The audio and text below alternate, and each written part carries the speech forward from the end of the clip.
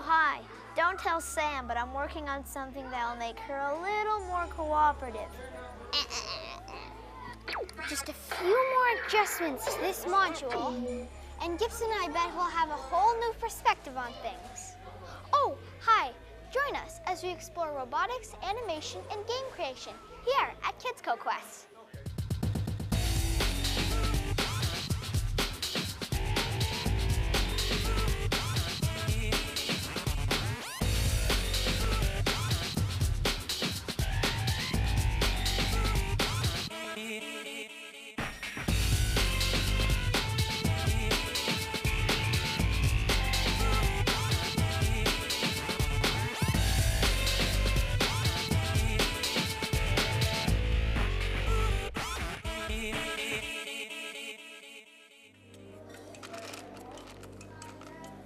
Ever since I've learned to pick something up, I've loved building with blocks. Now, it's even better that you can make them move. Everybody likes the robotics. It's technology, it's building with Lego, it's gears, it's motors, it's machines. Probably everybody, when they were a child, loved the idea of robotics, but it was always unattainable. It was technology that you only find in industry or in space movies. But here, now, technology is available to kids starting at age 7. So you can come here as a kid and actually build your own robot. And what makes a robot fun and fascinating to us as the designer of the Quest, we are actually building a machine, first of all, that does something. It does a purpose, which we dress up as a challenge, and that's what you're here to do, is meet a challenge. Build a machine that can do something. But the thing about robots that separates them from regular machines is that they have brains. And when you first turn on a robot brain, it doesn't have any intelligence whatsoever. So it is the job of the child or the participant to give it intelligence. So it's a very satisfying experience to put not just bring your machine to life, but to give it a brain so it can think and react to you. KidsCo is a great place to learn about robotics. The programs here are the same that they use at NASA. The kids start out taking an inventory basically, and then they go through the computer screen and they go through building steps where we teach them how to put the robot together. Once they have a working robot, we take them through the programming stage, which is icons, and they string icons together just in a thought pattern, and they teach their robot to think.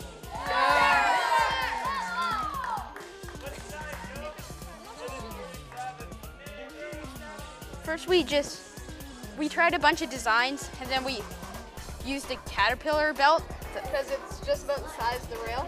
Yeah. So it worked perfectly.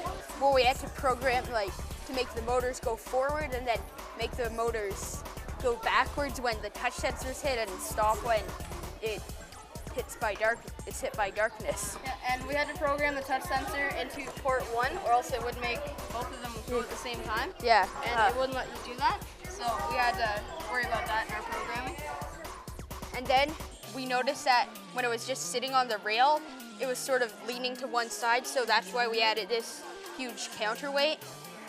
And the counterweight also helped with stability. Yeah. And then on the way there, as soon as it touches the rail going that way, The opposite rail. yeah, it'll hit the touch. This will hit the rail. Then this will make it hit the touch sensor. So then once the touch sensor is hit, all the motors will reverse.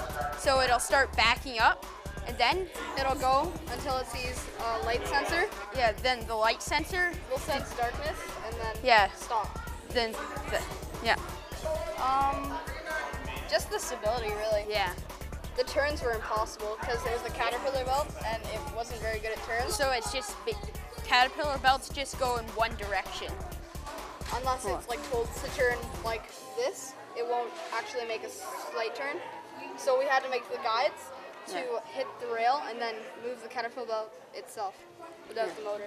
Probably to give the public more stuff about them, because we just had a project on the government and it was really hard to find the information on the websites. So put more stuff on websites for people to be able to find.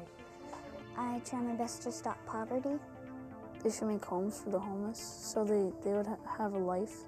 Instead of just living on the street all the time, they'd actually be able to eat something. I would change jail sentencing for like a murder or something. They don't give enough jail time. It should be life no matter what. I would try and stop poverty in Canada because they're always like going everywhere else in the world, but there's a lot of poverty in Canada that's not being taken care of. I would probably ship out food to all the places like Africa and places that don't have a lot of food. Change the taxes because like people pay a lot of money for stuff that they shouldn't pay a lot of money for. I think they should make more schools because classes are getting like really filled up. I think they should lower the taxes because everything is so expensive now. I'd probably clean up the cities because I think they're really dirty, all the garbage everywhere and everything. I'd try and find another way to deal with garbage. It's just all over the place and I don't like it. I would change taxes. I'd probably change how many shelters we have for the homeless. I'd increase the shelters for homeless people. Building stuff is a great feeling. Okay, get the singers ready. First of all, they have to find all the parts. So we give them points for everything they do. First thing is finding all the parts. They get 100 points for that, and then they have to build the robot. So they get another 100 points for that. They work as a team. Some find the parts while others move on and build the robot. Some do programming. So the third step is programming. They have to program the Lego brain to tell it what they want it to do. So they're doing different missions depending on where they are in the scene. And Aquabots is our missions for our camp this year. And they have to move along through the missions and eventually rescue a plane and drag it back to the base with robots. So this is our crash site. The Bionicle ship has crashed on planet H99, and one of the introductory missions that we have is clearing the base camp. So all these rocks and debris, the first thing the kids need to do is clear the rocks out of the area so they can rescue the Bionicle, which is hung up on a green plant over there. Other missions go on after that. Once they've saved the Bionicle, they go after food, they go and try and find fuel and things like that to help them get off planet H99. My favorite part is building robots, and I built this bot. It's a lobster bot, and it's designed to go forward, and this spins like that, and then it forward till it sees a dark line, then it goes back and then turn, and then it keeps on doing that. Once it's all built and programmed, making it work and it's being successful and completing your challenges and getting a lot of points. Why did the robot cross the road? I don't know. Why?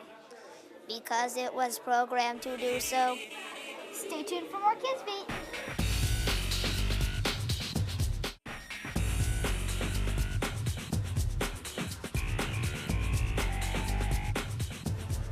Part of building a robot is setting it on a challenge or quest.